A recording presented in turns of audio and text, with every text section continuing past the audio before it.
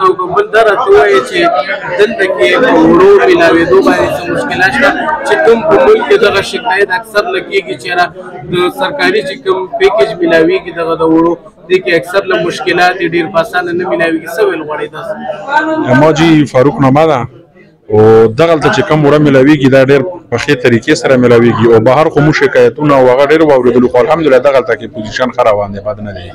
نو رش وي هر ځای کې خو بس دا دی چې دلته پوزیشن ښه دی، په صحیح طریقې سره ملاوېږي، خپلو مستحقینو له خپل حق رسي.